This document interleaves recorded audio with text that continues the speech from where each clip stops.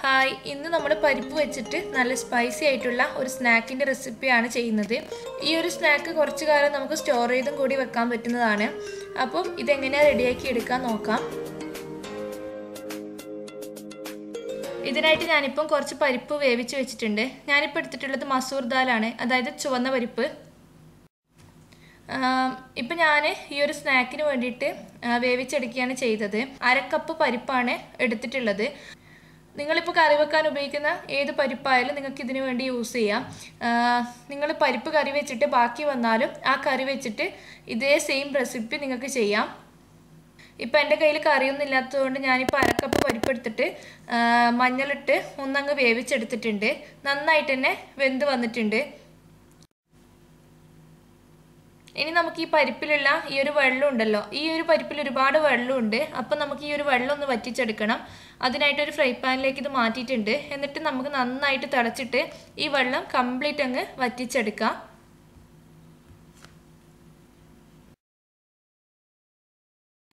കറിയാണെങ്കിൽ already നമ്മൾ ഉപ്പ് ചേർത്തിട്ടുണ്ടാവും. ഇപ്പോഴാണ് ഇതിലേക്ക് ഉപ്പ് ചേർത്ത് കൊടുക്കുന്നത്. നന്നായിട്ട് കംപ്ലീറ്റ് വെള്ളവും ഒന്ന് വറ്റിച്ചെടുക്കാം. ഇപ്പോൾ കണ്ടില്ല, നന്നായിട്ട് വറ്റിച്ചെടുത്തിട്ടുണ്ട്. നമുക്കിനി ഫ്ലെയിം അങ്ങ് ഓഫ് ചെയ്തിടാം. എന്നിട്ട് ജസ്റ്റ് ഒന്ന് ചൂടാറണം. ഇനി ഇതിനായിട്ട് 2 കപ്പ് മൈദ ഞാൻ എടുത്തിട്ടുണ്ട്. ഇതിലേക്ക് നമുക്ക് കുറച്ച് അയമോദകം ചേർത്ത് കൊടുക്കണം. പിന്നെ ഇത് നിർബന്ധമൊന്നുമില്ല, കയ്യിലുണ്ടെങ്കിൽ ചേർത്ത് കൊടുക്കാം. ഒരു 1/4 ടീസ്പൂണോളം ചേർത്ത് കൊടുക്കാം. ഇതിലേക്ക് ഒരു 3 ടീസ്പൂണോളം മുളക് പൊടി ചേർത്ത് കൊടുക്കുന്നുണ്ട്. നിങ്ങൾ കറിയാണെങ്കിൽ അതിൽ ഓൾറെഡി നമ്മൾ പച്ചമുളകൊക്കെ ചേർത്തിട്ടുണ്ടാവും. അപ്പോൾ മുളക് പൊടിയുടെ അളവൊക്കെ ഒന്ന് കുറച്ചിട്ട് ചേർത്ത് കൊടുക്കാം. 1 ടീസ്പൂൺ മഞ്ഞൾപ്പൊടി ചേർത്ത് കൊടുക്കുന്നുണ്ട്.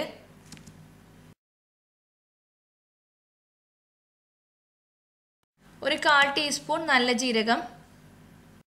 പിന്നെ ഇതിലേക്ക് ഒരു 1/4 ടീസ്പൂൺ കായത്തിൻ്റെ പൊടി ചേർത്ത് കൊടുക്കുന്നുണ്ട്. അതുപോലെ തന്നെ ആവശ്യത്തിനുള്ള ഉപ്പും കൂടി ചേർത്ത് കൊടുക്കാം.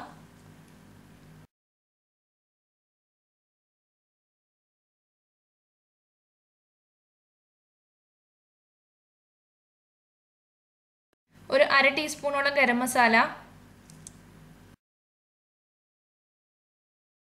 2 ടീസ്പൂണോളം പശുവിൻ നെയ്യ് ചേർത്ത് കൊടുക്കുന്നുണ്ട്. ഇതിന് പകരം ഓയിൽ ചേർത്ത് കൊടുത്താലും മതി. പക്ഷേ പശുവിൻ നെയ്യാകുമ്പോൾ കുറച്ച് ടേസ്റ്റ് ഉണ്ടാവും.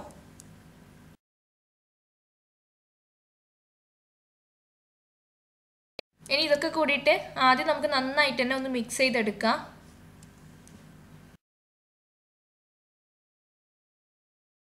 ഇപ്പോൾ ഒന്നങ്ങ് മിക്സ് ചെയ്തെടുത്തിട്ടുണ്ട്. ഇനി ഇതിലേക്ക് നമ്മൾ നേരത്തെ വേവിച്ച് വെച്ച ആ പരിപ്പില്ലേ, അത് ചേർത്ത് കൊടുക്കണം. കംപ്ലീറ്റിനെ ചേർത്ത് കൊടുക്കാം. ഇനി നമുക്കിത് നന്നായിട്ട് തന്നെ നല്ല സോഫ്റ്റ് മാവായിട്ട് കുഴച്ചെടുക്കണം. വേണമെന്നുണ്ടെങ്കിൽ നിങ്ങൾക്ക് കുറച്ച് കുരുമുളക് പൊടിയും കൂടി ചേർത്ത് കൊടുക്കാം. പിന്നെ ഇതിപ്പോൾ അത്യാവശ്യം നല്ല വെള്ളമയത്തോടെ നമുക്ക് കുഴച്ചെടുക്കാൻ പറ്റും. അപ്പോൾ ഒട്ടും വെള്ളം ഇല്ലെങ്കിൽ കുറച്ച് വെള്ളം തളിച്ചിട്ട് കുഴച്ചെടുക്കണം. അധികം വെള്ളത്തിൻ്റെ ആവശ്യമൊന്നും വരില്ല. പിന്നെ വെള്ളം അധികമായി പോയാൽ മൈദ ഇട്ടിട്ട് ടൈറ്റാക്കി എടുത്താൽ മതി.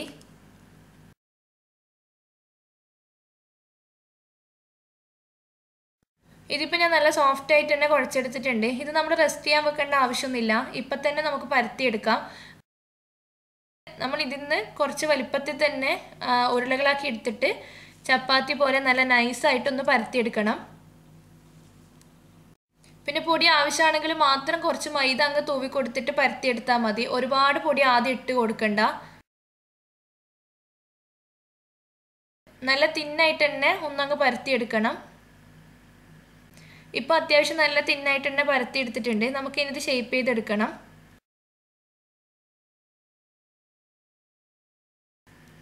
സൈഡൊക്കെ ഒന്ന് കട്ട് ചെയ്തിട്ട് ലെവലാക്കി എടുക്കുക. ഇതുപോലെ ഒന്ന് സ്ക്വയറാക്കി എടുത്തതിന് ശേഷം ഇതുപോലെ ഒന്ന് കട്ട് ചെയ്തെടുക്കുക.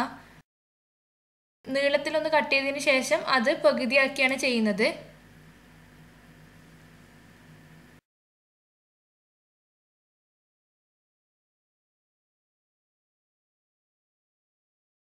ഈ ഒരു ഷേപ്പിലാണ് ഞാനിതിപ്പം റെഡിയാക്കി എടുക്കുന്നത്. ഇപ്പം ഇങ്ങനെയാണ് ഞാൻ ഷേപ്പ് ചെയ്തെടുക്കുന്നത്.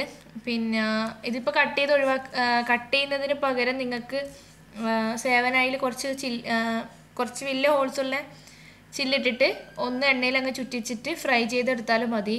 പിന്നെ ഇതുണ്ടാക്കിയിട്ട് നമ്മൾ പ്ലാസ്റ്റിക് പേപ്പറിൻ്റെ മുകളിൽ വെക്കുകയാണെങ്കിൽ അങ്ങ് ഒട്ടിപ്പിടിക്കില്ല. ഇപ്പം തന്നെയാണ് ഞാൻ ഫ്രൈ ചെയ്തെടുക്കുന്നത്. ഓയിൽ നന്നായിട്ട് ചൂടായിട്ടുണ്ട്. പിന്നെ ഇത് റെഡിയാകുന്ന സമയത്ത് ബാക്കിയുള്ളത് ഷേപ്പ് ചെയ്തെടുക്കുകയാണ് ചെയ്യുക. ആദ്യം ഒന്ന് മീഡിയത്തിൽ വെച്ചിട്ട് പിന്നെ അത് ലോ ഫ്ലെയിമിലേക്ക് മാറ്റിയിട്ട് ഫ്രൈ ചെയ്യണം. ഒരുപാട് ബ്ലാക്ക് കളർ ആവണ്ട, പക്ഷെ നല്ല ക്രിസ്പി കിട്ടാൻ വേണ്ടിയിട്ട് ലോ ഫ്ലെയിമിൽ ഫ്രൈ ചെയ്യുന്നതാണ് നല്ലത്.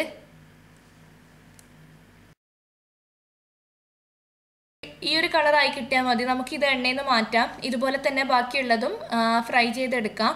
പിന്നെ ഇത് എടുക്കുമ്പോൾ തന്നെ അത്ര ക്രിസ്പി ആയിരിക്കില്ല, പക്ഷെ ചൂടാറി കഴിഞ്ഞാൽ നല്ല ക്രിസ്പി ആയിട്ട് ടപ്പേന്ന് പൊട്ടും. അത്രയും ക്രിസ്പിയാണ്. ഇതുപോലെ തന്നെ ബാക്കിയുള്ളതും ഫ്രൈ ചെയ്തെടുക്കാം.